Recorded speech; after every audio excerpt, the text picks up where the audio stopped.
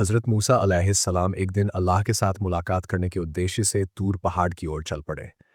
तूर पहाड़ पर पहुंचाकर खुद अल्लाह पाक रब्बुल आलमीन गैबी आवाज़ के ज़रिए मूसा अलैहिस्सलाम से बात करने लगे। मूसा अलैहिस्सलाम ने कहा, हे अल्लाह, मैं ये जानना चाहता हूँ कि जन्नत में मेरे साथ कौन होगा? तब अल्लाह पाक रब्बुल आलमीन ने कहा, हे मूसा, बनी इसराइल में एक कसाई है जो तुम्हारे साथ ही जन्नत में जाएगा और तुम्हारे साथ रहेगा। तब मूसा अलैहिस्सलाम ने कहा, हे अल्लाह, आपने मुझे एक नबी के तौर पर चुना है। मेरे साथ नबी, रसूल, अल्लाह के अवलिया और दरवेश जन्नत में रहेंगे, तो फिर वह कसाई क्यों? मूसा अलैहिस्सलाम ने और कहा, हे अल्लाह, पाक रब्बुल आलमीन, कृपया मुझे उस कसाई का पता बताएं ताकि मैं देख सकूं कि वह कौन सा ऐसा अमल करता है जिसके कारण वह मेरे साथ जन्नत में रहेगा। महाल अल्लाह पाक रब्बुल आलमीन ने कहा, हे मूसा, आज तुम घर लौट जाओ। कुछ दिन बाद मैं तुम्हें बुलाऊंगा और उस कसाई का पता बता दूंगा। तब मूसा अलैहिस्सलाम ने अल्लाह पाक के इस आदेश को सुनकर घर लौटने का फैसला किया। इस तरह कुछ दिन और बीत गए। एक दिन हज़रत मूसा अलैहिस्सलाम सफ़र के लिए निकल पड़े। जब वह रास्ते में जा रहे थे, एक महिला उन्हें रोते हुए खड़ी हुई मिली। वह महिला मूसा अलैहिस्सलाम को देखकर उनके पास आई और बोली, हे अल्लाह के नबी, क्या आप तूर पहाड़ पर अल्लाह से बात करने जा रहे हैं? अगर आप जा रहे हैं, तो कृपया मेरे बारे में अल्लाह से ज़रूर पूछिए। अल्लाह ने मुझे संतान क्यों नहीं दी? मेरी शादी को कई साल हो गए हैं, फिर भी मैं अब तक माँ नहीं बन पाई। क्या अल्लाह से पूछिएगा कि क्या मैं कभी माँ बन सकूंगी? या फिर मेरी कोई गलती के कारण अल्लाह ताला मुझे संतान नहीं दे रहे हैं? मूसा अलैहिस्सलाम ने कहा, ठीक है, मैं अल्लाह पाक रब्बुल आलमीन से ज़रूर पूछूंगा। फिर महिला वहां से चली गई। अब मूसा अलैहिस्सलाम महिला का सवाल सुनकर थोड़े चौंक गए, इसलिए उन्होंने किसी और जगह यात्रा करने का इरादा नहीं किया। अब वह अल्लाह पाक रब्बुल आलमीन से बात करने के लिए तूर पहाड़ की ओर रुखसत हो गए। तूर पहाड़ पर जाकर हज़रत मूसा अलैहिस्सलाम ने अल्लाह से पूछा, हे अल्लाह, मैं रास्ते में एक महिला को रोते हुए देखा। उसने मुझसे पूछा कि मेरी शादी को कई साल हो गए, फिर भी मुझे संतान क्यों नहीं मिली? तब महान अल्लाह पाक रब्बुल आलमीन ने गैबी आवाज़ में कहा, हे मूसा, तुम उसे बता दो कि उस महिला की किस्मत में संतान देना नहीं था, इसलिए वह इतने सालों बाद भी माँ नहीं बन सकी। बेटा या बेटी अल्लाह के द्वारा ही दी जाती है और जो अल्लाह ताला देता है वही मिलता है। यह सुनकर मूसा अलैहिस्सलाम घर की ओर लौटने लगे। घर जाते हुए उन्होंने उस महिला का ख्याल किया और इसलिए उन्होंने सीधे घर न जाकर उस महिला के घर जाने का फैसला किया। महिला ने हज़रत मूसा अलैहिस्सलाम को आते देखा और वह चौंक गई। फिर उसने कहा, हे अल्लाह के नबी, क्या आप अल्लाह ताला से मेरा सवाल पूछकर आए हैं?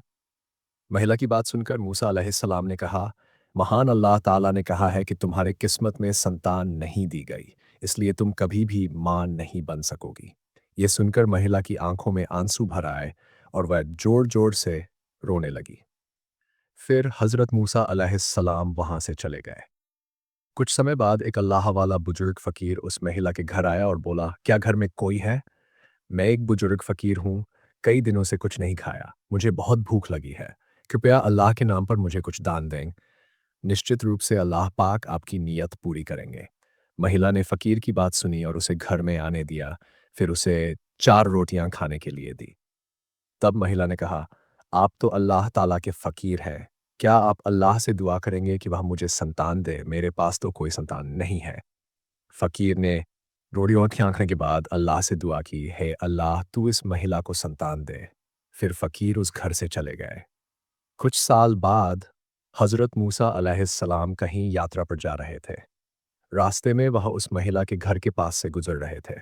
तभी उन्हें उस रोती हुई महिला का ख्याल आया। उन्होंने महिला के घर की ओर रुख किया और देखा कि वह महिला एक छोटे से बच्चे के साथ खुश होकर खेल रही थी। महिला हज़रत मूसा अलैहिस्सलाम को देखकर बाहर आई और बोली, हे अल्लाह के नबी मूसा, आपने तो कहा था कि मेरे किस्मत में संतान नहीं है, लेकिन अल्लाह ने मुझे तो एक बच्चा दिया है।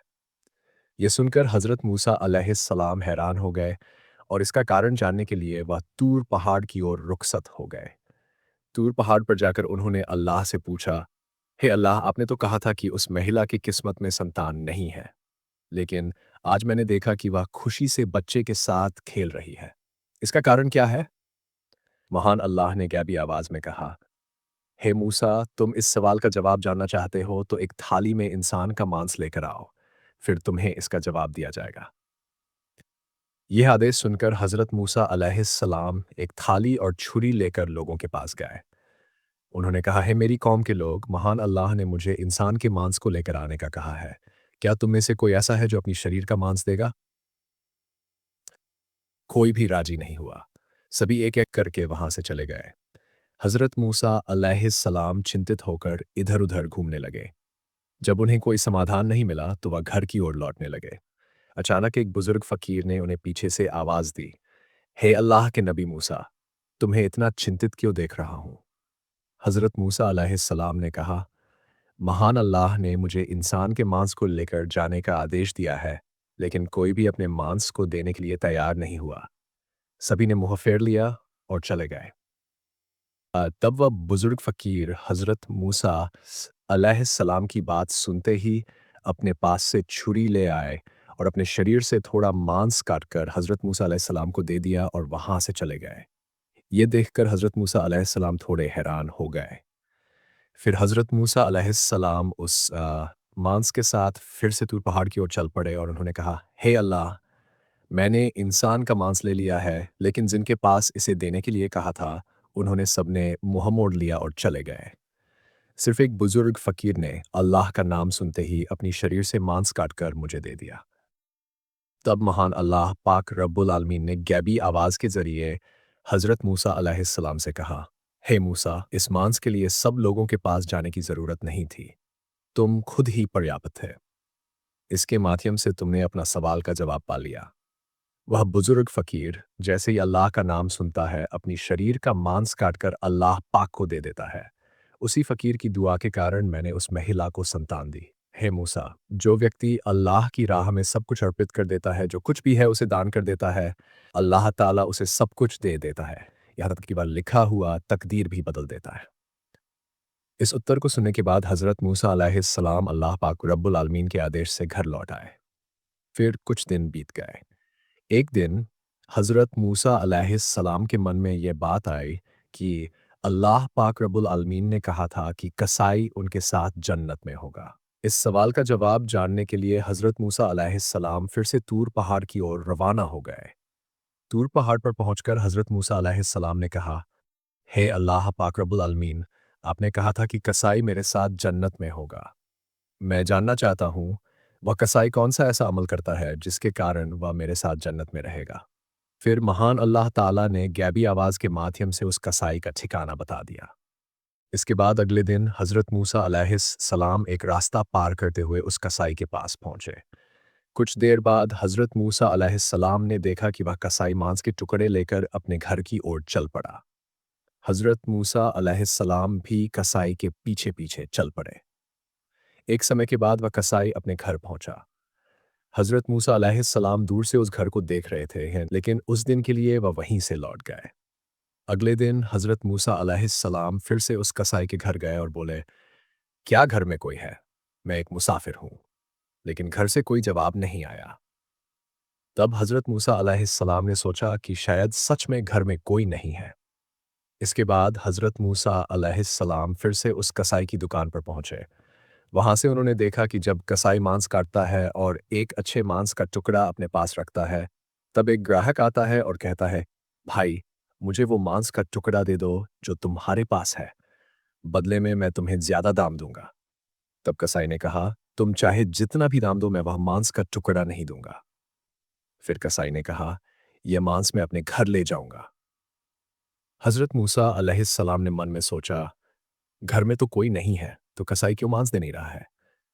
फिर जब ग्राहक मांस लेकर चला गया, कसाई ने दुकान बंद कर दी और वह मांस का टुकड़ा एक बैग में डालकर अपने घर की ओर चल पड़ा। ये देखकर हजरत मूसा अलैहिस्सलाम उसके पीछे पीछे चल पड़े। जब कसाई अपने घर पहुंचा, उस समय हजरत मूसा अलैहिस्सलाम ने घर से बाहर से आवाज दी, क्या घर में कोई है? मैं एक मुसाफिर हूं। फिर कसाई बाहर आकर हजरत मूसा अलैहिस्सलाम से पूछा, क्या आप चाहते हैं? भाई, आप कौन हैं? मुझे तो ठीक से पहचान नहीं पाया। तब हज़रत मूसा अलैहिस्सलाम ने कहा, मैं एक मुसाफिर हूँ। क्या आप मुझे इस रात को अपने घर में ठहरने का स्थान देंगे? कल सुबह होते ही मैं अपने गंतव्य की ओर चल दूंगा। कसाई ने कहा, बिल्कुल, आप आए, मैं आपको अपने घर में आश्रय दूंगा।